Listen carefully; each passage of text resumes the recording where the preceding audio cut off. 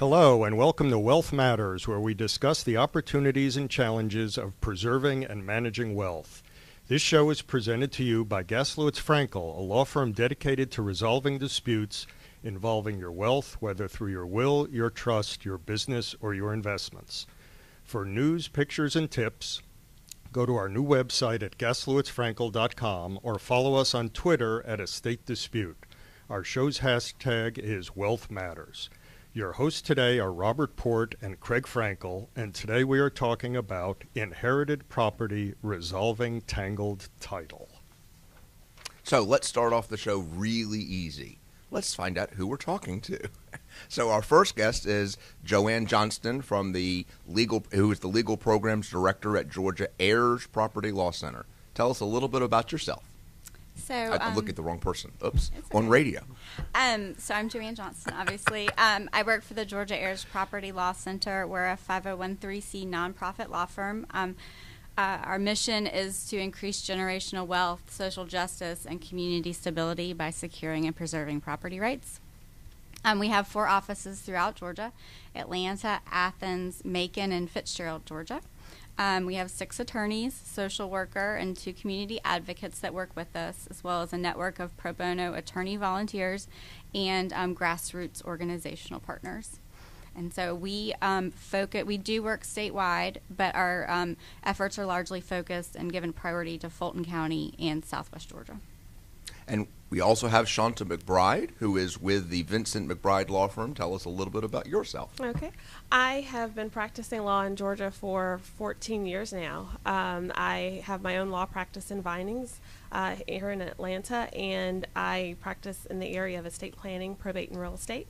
I spent the first decade of my year as a commercial real estate attorney, and that provided me the opportunity to begin volunteering on heirs property cases, which I've worked on since 2008. So I've been in this heirs property space for about 10 years now, and I love it, and I love to share what I know and help people as much as I can.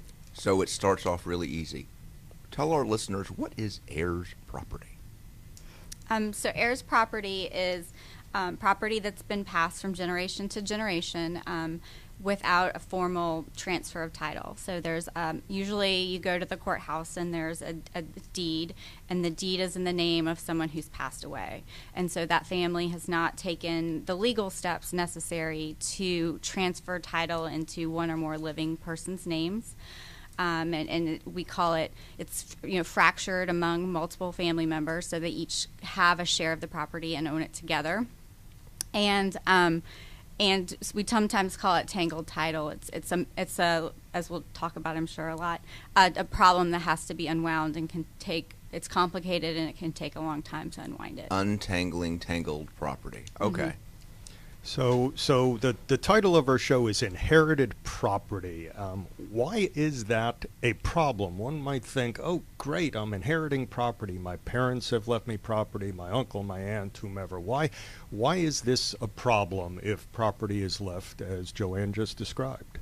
Well, the heirs property problem, as I often refer to it, really consists of 2 problems that come with owning this type of property. The first really is the failure of a property owner to fully realize the benefits of what it means to own real estate. As a real estate owner, no matter whether it's residential or commercial, you often have in your bundle of rights as a property owner, the ability to sell the property, the ability to lease it, and generate income from it. And so when you have a number of relatives who own heirs property jointly, they all share that same right, which can lead to disagreements about how the property is to be used and to whom is actually going to receive rental payment. A disagreement in a family. It happens all the time. And so you have that conflict where you can't really fully realize the benefits of owning real property because it essentially is unmarketable. Because before you sell it, before you rent it, before you finance it, a reasonable lender or a buyer or a good tenant would want to make sure that the party with whom they're contracting actually owns the property and has the right to deal with it. And so that would require you get the consent of all of the owners. And so let's underscore that. I think that's really important for our listeners. If you own property, unless it's done right, with more than one person, it's all or nothing. So explain what that means. Well, for example, if you've got a parcel of heirs property and everyone owns it, and say that one person is actually occupying the property, they're living on the property and their relatives live in Chicago or DC or New York. Well, if that one person who is still on the home place, as it's often called here in the South when you're talking to people who may own large agricultural tracts, that person that's residing on the property may want to finance the property to send a child to college, or they may want to finance the property to plant crops and earn income. And so a lender looking at that property would want to make sure they have the consent of all of the owners. And so if you've got people who are relatives who jointly own it, who are out of touch, who may have fallen out with one another, it may prove very difficult for the person in possession to fully realize the benefits and either sell the property or finance it and achieve what ordinarily are goals that are part and parcel of owning land. Joann, explain that a bit. When she says the lender may want, it's a little stronger than that. Okay, the law says that if you own property as tenants in common together, explain how that works, the all or nothing concept. So I guess I may need to go back and explain how we get heirs property. Yeah. So heirs property can be created when you have a will and you leave your property, whether it's a house or land, to multiple family members. So they're each owning, or you die without a will, and your heirs, according to Georgia law, which is Georgia has a hierarchy of who inherits if you die without a will, if there are multiple family members who, under that hierarchy, would inherit the property. So those family members, under either situation, co-own the property together as tenants in common. It's undivided, so they can't say, this is my, if it's a larger tract, they can't say, well, this is my 5 acres, this is your 5 acres. Everyone owns 10 acres as tenants in common. And you to finance, for example, a sale, to finance in Atlanta, a loan to help you make upgrades or renovate your property. The lender is going to do a title search.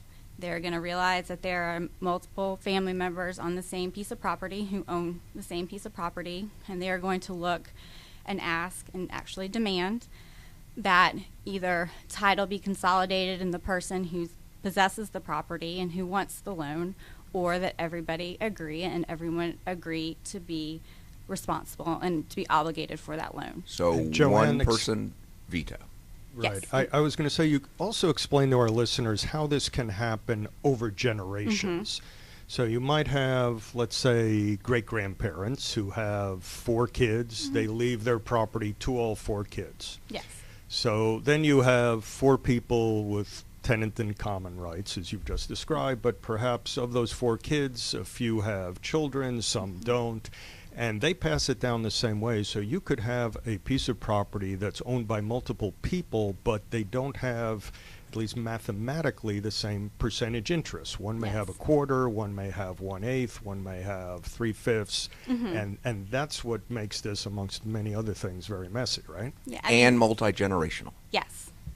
And you often, especially if you've had, properties that came into a family, say, after the Civil War, by the time you get today, family members especially don't know each other. They live elsewhere. They don't know sometimes that they even own this property until it gets pointed out to them. And don't laugh. We've had many cases where the property passed, let's say, politely through carpetbaggers or some other passage right after the Civil War. The original deeds we are seeing of the original transfer are in the 1860s. So some of our listeners might think, well, this is really unique, unusual. Why are we talking about that? Shunta, can you give us an idea of how widespread this is? And we've mentioned that this may occur in rural Georgia, but it's not limited to rural areas. It happens in urban areas as well, right? That's right. This is a problem that, it's not selective according to race or socioeconomic background or even geographic location. This problem really derives as the result of most common laws in the states providing that in the absence of the will, real property descends to your next of kin, and so that creates the tenancy in common form of ownership. That And I do leads to want heirs to property. note the statistic in Georgia. Right. 80% of all people die without a will. Right. But this can also happen when you have a will and you simply leave your property to your children. Right. That's exactly right. The center was really launched in part through the result of research conducted by volunteer attorneys that were at the time working on Georgia Appleseed's Heir Property Initiative, and to sort of flesh out for you in your question on how widespread the heirs property problem is. There was research that that there was research that indicated that of 10 Georgia counties, the incidence of heirs property is very common, and from a sheer number standpoint, the value of that property that is essentially unmarketable is very telling of why it's important to resolve the problem. But the numbers are easily in the millions. And Tell our listeners kind of the dollars and the percentages. They'll want to know.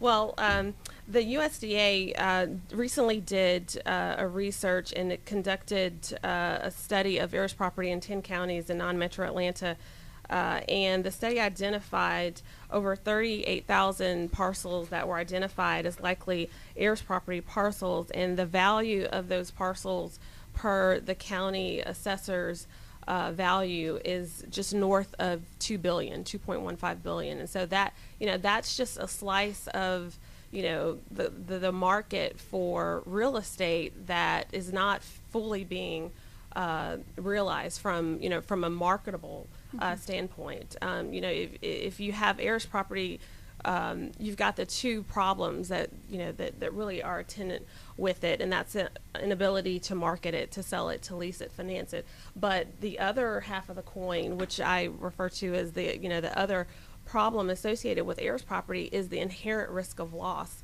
that is associated with owning real property as a tenant in common, because under Georgia law, as is in the case of most other states, if you own property as a tenant in common, not only do you have the shared right to possess it and to occupy it and to use it, but you also have the right to force a sale. You have the right to go and file a request in court that a judge divide the property or divide it by sale, in which case, that leads to what we call involuntary loss of property, which is very common here in the South. And another involuntary loss might be a tax lien. If you forget to pay your taxes and you don't know who's supposed to pay, and this is a problem we see over and over and over, that a tax lien comes in or a creditor comes in on one person, forces the sale, and everyone loses everything. Right. And I tell clients all the time, the easiest way to lose your property, no matter how it's owned, the easiest way to lose your property is to not pay the taxes. So if you do nothing else and you want to keep it in the family, make sure that the taxes are paid. So let's talk a little bit about, let's bore down a little more deeply into the tenants in common issue. And we talked a moment ago about situations where people own, at least mathematically, various percentages in the property. But that doesn't mean that if the tax bill is $1,000, they only have to pay a quarter of it, right? Well, so technically everyone is supposed to know their ownership share and contribute their ownership percentage of those taxes. So if everyone owns a tenth of the property, taxes are $100, everyone's supposed to chip in $10. That never ever happens. It's usually one of the co-owners is bearing the burden of the taxes and paying 100% of those taxes, and that causes a lot of resentment, a lot of anger, and sometimes just the person who's been paying taxes and the frustration that they've been doing anything and everything they can to hang on to the property, and everybody else is benefiting. But from the taxing authorities' perspective, they really don't care. They don't care. The tenants have this debate amongst themselves. They need to be paid. Yes. And it would be true that technically each of the tenants in common is fully responsible for the cost. But it's usually one person, and that one person is, and there's a couple of myths relating to heirs property and taxes. One of the biggest ones is if you pay if you're the heirs property co-owner, you're the tenant who is paying the taxes, then that means you own a greater share of the property than you inherited, and that's not true. Paying taxes in Georgia does not give you a greater ownership interest than anybody else, and so that causes a lot of problems. What if I've been paying taxes for 30 years? I've put in $50,000 in taxes. What do you mean I only own, the 25% I inherited, of this property? So. Right. And that's really because the law presumes that what one co-tenant does for the benefit of the property, they do for the benefit of them all. So, of course, you can always ask the other people to contribute, and if they don't, there's a lawsuit way around it, but that means you're suing your first cousin's brother, sister's uncle. right. You're listening to Wealth Matters, the radio show where we discuss the opportunities and challenges of preserving and managing wealth. We are your hosts today, Craig Frankel and Robert Port from the fiduciary litigation law firm of Gaslowitz Frankel. We are talking today with Joann Johnston, Legal Programs Director at Georgia Ayers Property Law Center, and Shunta McBride, an attorney with the Vincent McBride Law Firm. And we're talking about inherited property, resolving tangled title. Let me take a step back, because I'm not sure we're being clear when we talk about not having good title.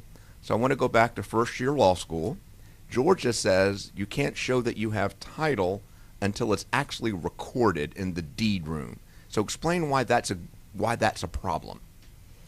Well, with heirs property, you have a legal ownership in the property. You have a legal interest, a legal ownership that arises by virtue of your relationship to the deceased, who, in most cases had their name on a deed way back when they acquired the property. And so, the easiest way to describe, the unmarketability of title, it really results from a group of owners, a group of successive heirs who own property by virtue of the state's operation of law that says that title passes upon your next of kin upon your death if you die without a will. And so you have these legal interests that are created by law, but you don't have a deed that is associated with the fact that So you ownership, own it, but nobody there's no record knows. of it. There's not a paper trail. And so, someone who is looking to purchase the land, or a farmer who may be looking to rent it out, if they go to the deed room at the local county courthouse and they search title, or if a lender, sends their title attorney to research the title, there will be a point at which they cannot go any further. And that last deed in the chain, if you will, is the deed that vests title in the person who last acquired it via contract, via a deed. Who may be dead. Who may be your grandfather or your great-grandfather. And so you've got a break in the chain, but, the law, really provides that, legally there can't be a break in the chain of title from, a pure legal standpoint, but there's just no record of it from which you can, bring title forward to market it. And let's underscore that. The liability is the liability, which means if you don't pay it, doesn't matter whether you're alive or dead, you're going to lose the property in a tax lien. But in order to sell the property, use the property, rent the property, borrow against the property, suddenly that title becomes very important. Right. You've got to have something, you've got to have a deed or some will or something that has some indication of ownership, that you and you alone own the property from which you can then bargain and trade with others. But you still need legal title. Even with the will, Right. You're going to have to go back to the court and get a title recorded. Right. It's not enough to, carry someone's will around in your, pocket or your purse and just wave it around at your family members. You've got to either probate the will by going to probate court and becoming appointed, so that you then become vested with all of the legal authority and rights from which you could then have an attorney prepare a deed that would transfer the legal ownership of record. And so, there's a lot more to it than... So let's give the colorful example. Your Yeah. grandfather Yeah. owned the property,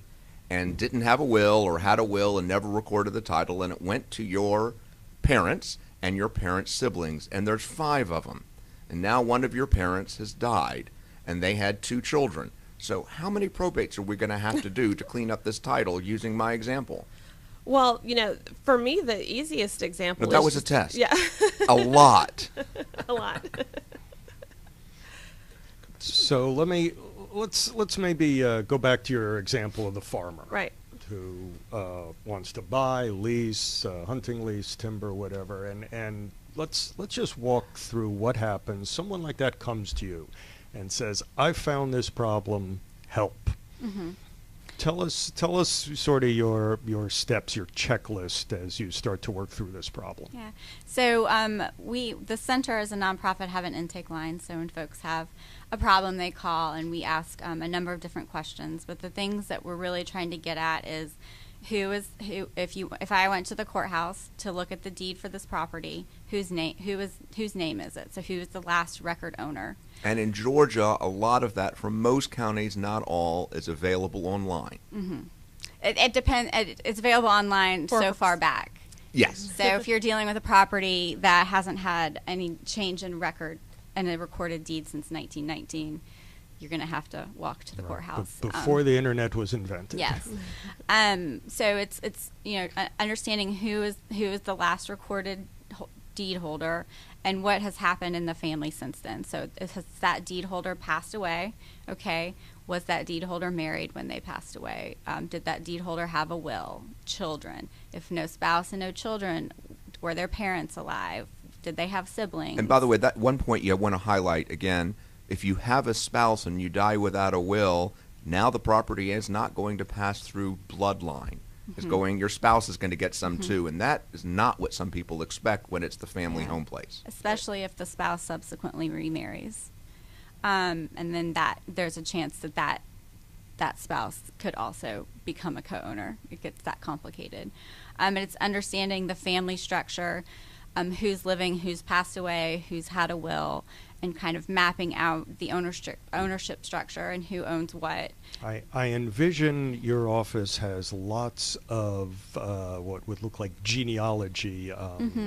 They're not maps, but people Family trees. Family trees. Thank you. For lack of a better term, it's a family tree. It's not a full family tree, because once you hit a tenant in common who's alive, we don't necessarily need to know about their children or their spouse. But it's figuring out ownership percentages and figuring out whose estate has been probated, figuring out the best strategy for resolving this, whether it is to go probate 1 or 6, deceased relatives' estates, whether it's, filing litigation, usually a quiet title action or a declaratory judgment action, some sort of litigation in court where you're asking the court to make a judicial determination as to who the current living owners are. Or sometimes you can do it through easier means with affidavits and deeds and the like. And then it's understanding what the individual client and the family's goals are for the property. We have a lot of clients who call and say, "I own this property with my 4 siblings. They don't want it. They want nothing to do with it, so they will absolutely give me their interest in the property, and I will be the owner." And that almost never happens, because once you start talking about changes in ownership, and that gets people thinking about what they have and what they inherited. And for some people, it's the person who contacted the center wants to sell, but this is my family history. This is my family. Like, there's no way that I'm ever going to agree to sell. And you have others who see dollar signs for the first time.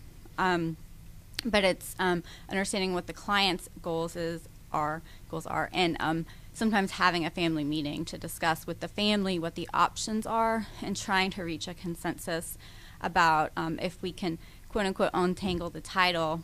Who in the end is going to be the owner, and how are they going to move forward? I'm curious whether the center in working this through, do you identify one of the heirs or one of the tenants in common you're going to represent, or do you try and work with them as a group? Because you've identified a whole host of conflicts where you may have someone who wants it all and others who want it to be purchased from them. And it seems to me Yeah. you have situations where everyone might need their own counsel to make sure their own best interests are being looked at. So in most instances, the center will have one or two clients, and that will generally be the person who called us, the person who is either living, possessing the property, or has seen this problem go on and is the one who's paying taxes, or who's just ready to resolve this.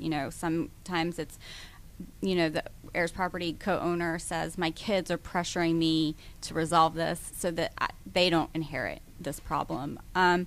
But it's it's usually the person who's most interested in the property or who has the most motivation to resolve the issue, a family leader, someone that other members look up to and trust.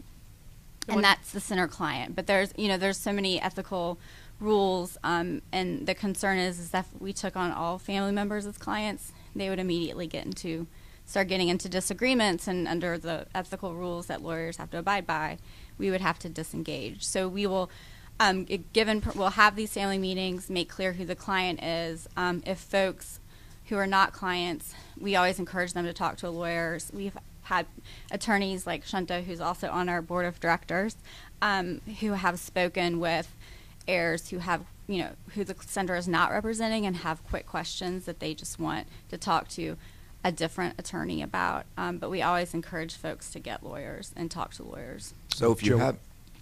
Joann, your last answer suggested to me or gave us the illustration of an owner who is being pressured by children to deal with this. That suggests to me that there are some proactive measures that can be taken before someone passes away to try and address the heirs property planning. Shunta, can you give our listeners some idea of some of the things that should be thought about to try and address this if someone is sensitive to it while still alive? Okay.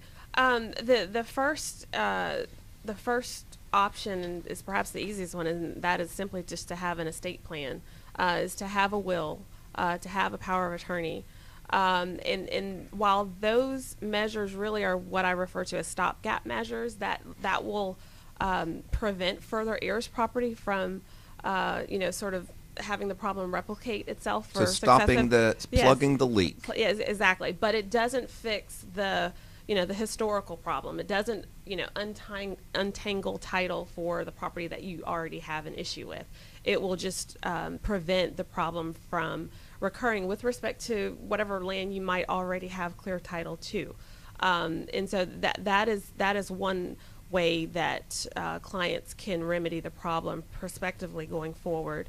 There are other options that are available to clients who want to resolve the heirs property problem, during life. And you can have everyone, meet, as Joann said, and discuss the options. And I tend to look at the solution as either take one of two routes.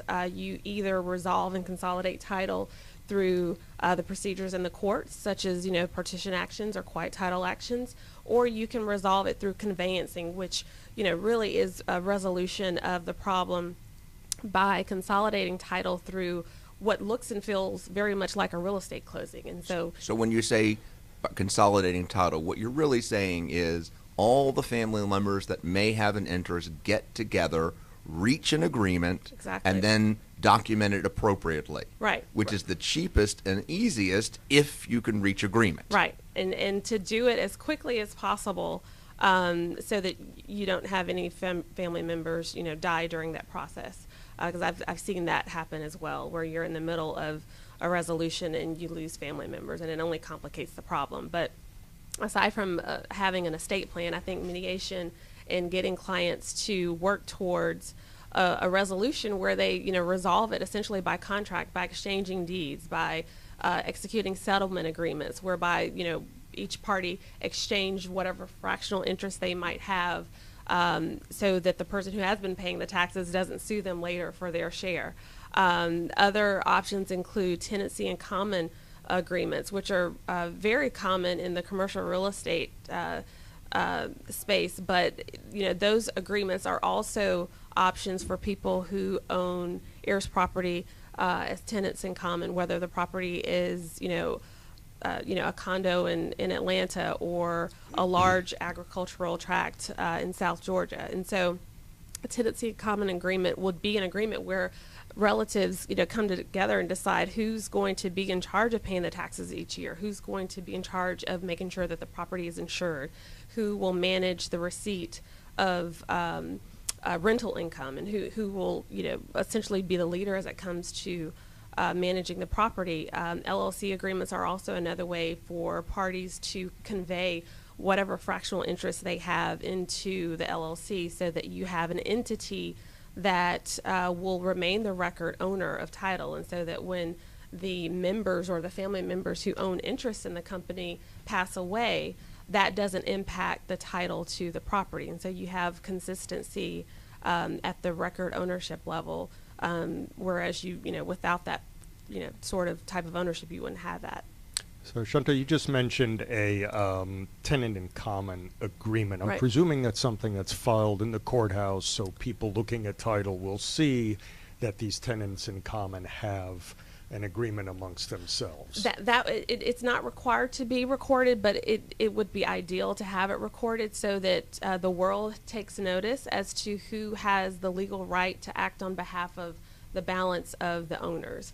You might also have a limited power of attorney recorded for that purpose as well, so that whoever is researching title, they have notice as to who has the authority to act on behalf of the entire ownership class. And that might be very important. So you may have 5 owners in 3 generations, but in a tenancy in common agreement, you could say, but I'm going to authorize person 1 to make the decision to sell or borrow against. And if that's what you want, you need to make sure everyone knows on the record. Right. You're listening to Wealth Matters, the radio show where we discuss the opportunities and challenges of preserving and managing wealth. We are your hosts, Robert Port and Craig Frankel from the fiduciary litigation firm of Gaslowitz Frankel. We are talking today with Joann Johnston, Legal Programs Director at Georgia Ayers Property Law Center, and Shunta McBride, an attorney with the Vincent McBride Law Firm. Our topic today is inherited property resolving tangled title. Okay, so Shunta, you talked about a situation where everyone is in agreement, and this is ideal. And it may be a royal pain, but at least you're in agreement. In my area of law, I find that families sometimes aren't in agreement. It may be because you're on a second or third marriage. It may be that somebody is estranged, or it may be as simple as they've moved to California. So let's talk a bit, Joann, about where you aren't in agreement and you don't have good title. What does somebody do? So you can do what some of our clients decide to do if we can't resolve it, and they just will continue living with the problem. So you can stick your head in the Yes. sand and hope it goes away. We Yes. are all familiar with that. Yes. But let's assume something a tad more proactive. So what some clients will do, even if some clients come and want this. Some clients say, I would like a partition, and you can, which is basically a division of the property among the tenants in common. There's 2 types of partitions. There's partition in kind. So if you have you're able to divide the property up between the co-owners. Obviously, if you have 5 co-owners of a house in Atlanta, you can't cut that house in 5 ways. So that's not really an option for small houses on small acreage. It is possible, in more rural areas where you do have larger tracts of land. And the other type of partition is a partition by sale, where you ask the judge to order a sale of the property, and then you divide up the proceeds according to your ownership percentages. There's a statute that was passed in 2012. Shunta was involved in that process at the time. It's called the Uniform Partition of Heirs Property, or the Uniform Heirs Property Partition Act, and it provides some. Say that 3 times. Uniform Heirs Property. I messed it up again. Partition of Heirs Property Act. it provides some additional protections with the understanding that traditionally and historically, heirs property has been a lot of land loss, especially in rural Georgia, has been the result of heirs property ownership, this group ownership among family members. And so that statute does put certain additional protections in play that for just specifically heirs property, additional notice requirements, limitations on, on the person who brings the action being able to try to buy the property in the end. And it's something that was, Georgia's the second state that passed that act. It's a uniform act. South Carolina just passed it. I think Texas has passed it, some other states. So it's growing. It's a growing understanding throughout the country that heirs property is a problem and leading to land loss, and that special status requires additional protections. So when I look at this, and I've heard you speak many times, as I understand it, there's really kind of two advantages, and I want to make sure I understand it right. One is that everybody who may have an ownership gets a lot more notice and an opportunity to participate. And the second is there's a mechanism essentially to give the family members the right to try to buy it together or separately before it goes to public auction. Yes. Right, and the preferred buyout right under the new law, which went effect on January 1, 2013, that preferred buyout right really applies only to people who are dragged into court by other co-tenants who are seeking partition. And so the new law does a couple of things in addition to providing the additional protections. First, it does not unwind or diminish the existing partition laws that were on Georgia's books beforehand. The additional protections include essentially the right to have a judge review the facts and determine whether or not the property is heirs property, and now heirs property is a defined term under the Georgia Code. And if it is heirs property, what does that mean? Well, if it is heirs property, then the next step is that the law requires the judge to determine a value for the property. And so you can have a value determined for the property in really three ways. The parties can agree as to what the value is. An appraiser, an independent appraiser, can be appointed by the court and file their independent appraisal, at which time the parties would receive notice of the appraisal. They would have time to make objections. If a hearing would need to be scheduled, that would be a time where people could either support or submit their objections as to why the appraisal submitted should not be accepted. But the result of that hearing or the result of the consent agreement is that the judge will then enter an order establishing what the fair market value of the property is. And the advantage that the Act provides is the old law did not have that procedure by which the court would have established a floor, if you will, a price floor from which, if any sale were to result, there would have to be a sale at or above that price. And so, certainly among the family. Well, yeah, but yes, with respect to the family and at what we call open market sales. Whereas before, under the old law, there was not a requirement that a floor be established.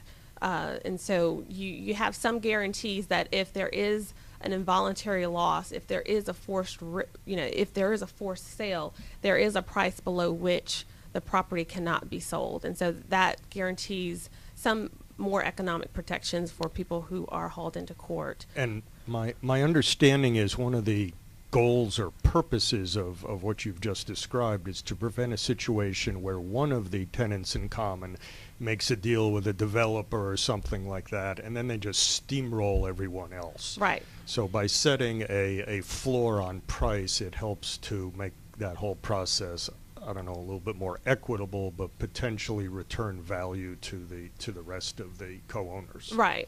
And even before you get to a sale, and Joann had mentioned this beforehand, there is the preferred buyout right mechanism pursuant to which other family members who are dragged into court, who are the defendants in the action, they can actually buy out the party who brought them to court to begin with. But and still subject to the floor. Subject. In other words, they're going to have to offer at least what the court said it was worth. Right, but keep in mind that the price at which the defendant family would be purchasing would be a prorated share of the plaintiff's fractional share. And so you would essentially have a family, if it was a third-party developer bringing them into court, you would have the family buying out the third party at a prorated share of whatever the fair market value was established. And then they could continue to own the property together without partitioning it. Exactly. I got you. So here we are. We're nearing the end of the show. So I promised you off the air in advance I would ask you the fun question.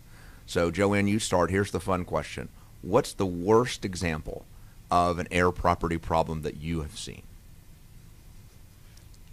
So this happened, I think I started the center with the center about 2 years ago, so this happened maybe a couple months after I started, realizing that a client who was a lovely woman, that her husband was a bigamist. So she was living in the home that he owned. He had passed away. He was a bigamist. She was not the first wife. So under Georgia law, she's not a wife. She was not the legal wife. So she had no legal rights. And she could not have inherited the property from her husband. So she went from thinking she owned the entire property to not owning anything. And, all of the problems that arose from that. Shunta, you get the same question, of course. What's the worst situation you've seen? Well, yeah, I'm going to take that question and sort of turn it on its head a little bit. What I thought was perhaps the worst Ayers property case soon became perhaps the best. You've anticipated our next question. Right.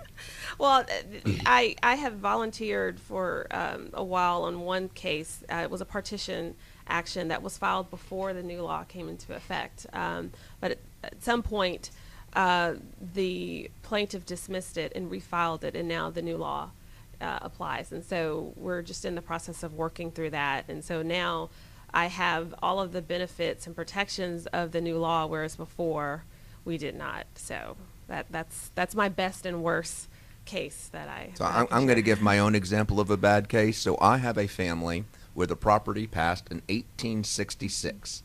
They have wills. There were wonderful wills. Lots of people died, and husbands and wives. They never recorded a transfer. But the property is being farmed by some family members, and the whole issue came to a head when one of the inheritance, probably fifth generation, died, and she had a husband whom she was estranged from, but had not divorced, and he wanted his share. And this, unfortunately, is before the heirs property law, and he files a partition and essentially tries to take it all. And of course, while we're doing this, every generation dies. So we're now on generation 6. So let me come to you for that problem. So Joann, success story. Success story. We had a client come to us. She was named the executor of her mother's estate. It was a 5-acre piece of property with a house, and it was a situation which heirs property was created through a will. The mother in her will said, I want the house and the 1 acre surrounding the house to go to daughter, who I'm naming as executor, and the rest of the land to go to the other daughters collectively. And so through various probate and other mechanisms, we ended up there was one of the daughters said, I don't really want to take on the burden of ownership, so I don't really want to accept this interest in my mother's property. So we were able to reach an agreement whereby the 4 remaining daughters split up the property and each received a tract. And before the client came to us and during the whole process, there was a lot of animosity between the sisters. The client was paying the taxes. No one was contributing. She was bearing the burden of the probate fees as well.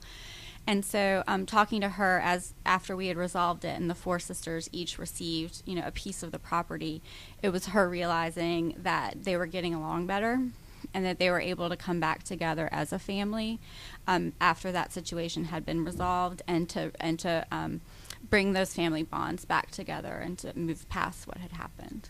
So That's great. It's always wonderful when we can move beyond arguments about money and property and get the family relationship back. So as we're getting ready to close, we'd like each of you to tell our listeners how they can reach you, phone numbers, email addresses, websites, Twitter, whatever is the best way to reach out to you. So Joann, let's start with you. So the Georgia Heirs Property Law Center, our intake line, so if someone has heirs property or has questions about heirs property, you can call 706-424-7557. If you just want to learn more about heirs property or about what the center does, the website is www.gaersproperty.org. Shunta? All right, and my number is 404-990-3486, and if you wish to read more about my practice and submit a request for a consultation, you can visit my website at www.vincentmcbridelaw.com. And I want to note the lesson of the day. So the lesson of the day is if you have heir property, if you have property that you inherited from the family, first, go check and see if you have correct title. And make sure that you do. And if you don't, talk to your family members, because cooperation before there's a dispute really is a good way to keep the family together and make sure everybody gets what the patriarch or matriarch wanted. Yes. As we are wrapping up our show, I want to thank everyone for listening to Wealth Matters, where we discuss the opportunities and challenges of preserving and managing wealth. For more information about Gaslowitz Frankel, please go to our website at gaslowitzfrankel.com, and remember to follow us on Twitter at Estate Dispute and use our show's hashtag Wealth Matters. Our guests today were Joann Johnston, Legal Programs Director at Georgia Heirs Property Law Center, and Shunta McBride, an attorney with the Vincent McBride Law Firm. Please join us every fourth Wednesday of the month at 8:30 a.m. here at Wealth Matters on Business Radio X.